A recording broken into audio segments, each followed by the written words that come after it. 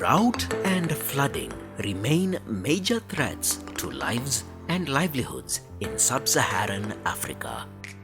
The intensity and frequency of these risks are predicted to increase with climate change.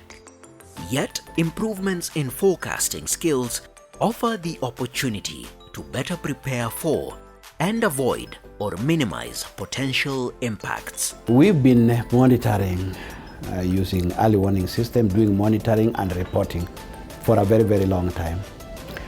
And over the years, our system, the system we have been using, has not been very strong in the focus in covering of the future. It was been very strong on covering what has happened at the current.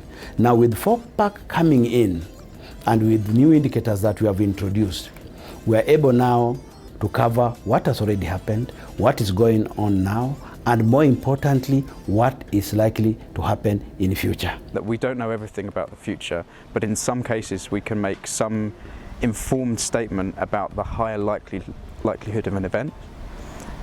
And if people understand that information and the information flows to the right people, then potentially they can take preparedness actions and they can minimize the risk. For instance, in Nairobi, where there's a heavy risk of flooding, and one of the factors affecting that is the issues with drainage.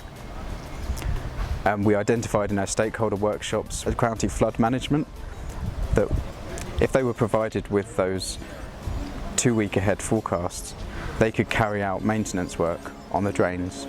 That would give them enough time to organise their activities and carry out the work before the rains had started. ForPAc has directed its efforts towards enhancing the co-development and use of forecasting in ways that are sustainable, supporting existing early warning and preparedness systems, and partnering with national and regional meteorological and disaster management agencies. We've been looking at what are the barriers for people not using forecast, especially in drought management. And one of the things that we found out is the technical capacity for people to understand the forecast and integrate it in decision making has been lacking. Secondly is the lack of trust in forecast information. When one season goes wrong, then people lose trust. But when they are given skill information, which is one other thing that the project has been continually giving, skill information of how many times the forecast is right, has helped them build the capacity that yes, the forecast system is wrong in some instances, but you can find out of 20 times, 17 of those times it is correct, and this has helped build trust for these people. This work supports what ForPAc is also doing in terms of having an objective kind of forecast that is issued regularly 3 times in a year within the 11 countries of the ForPAc region.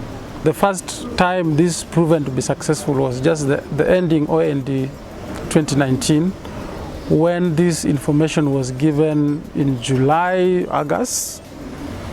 When we were there, we issued an information of the above normal. They were in alert, but now they were just getting into the situation where the rainfall will be more. This proven to be successful because actually looking at the season, it has been above normal. The Kitui has experienced above normal rainfall. So this is something that has worked as a pilot study and it has been successful, and we believe that this needs to be scaled up to other regions within the Greater Horn of Africa. We've had scientific developments and we've had new forecast products, forecasts particularly that come earlier in the season. So we have now forecasts that can come in May for the October, November, December season, which is one of the main growing seasons in Kitui. So very exciting. And we also have better forecasts for flood preparedness. So different kinds of forecasts, but then also for the decision makers, we've really been trying to help them understand what the forecasts say. What does the forecast skill mean? What does the probability mean? And how can they use that in their decision making? So we've been looking at specific decision making processes, early warning systems, and where we can bring in these forecasts. And we have done major steps in improving our bulletins so that they can be used by the stakeholders, and they can also support the building of resilience among the communities. Particularly when we talk of anticipatory, making the bullets anticipatory, is that we want to ensure that at least various stakeholders also, they are also involved in ensuring that as the information is generated and shared, they are part and parcel of this. In addition to Kitui County, these products or the research output from my work under ForPAc is currently being used in GACOF process. GACOF is Greater Horn of Africa Climate Outlook Forum, the pre-COF capacity development to issue a forecast. So the methodology that we have applied in our work is currently being operationally applied in the GACOF process within the GHA region. The early warning information should give us early action.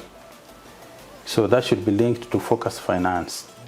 And through that, we establish what we call the National Drought Emergency Fund, which should be, supplied with funds from the exchequer to the tune of 2 billion shillings. Otherwise, if we have that 2 billion shillings now functional, we'll be able to have early, early warning information, and we'll be able to deploy early action, and we'll be able to save livelihoods and ensure that vulnerabilities are reduced for the households that are affected in this country. ForPAc, towards forecasts for preparedness action.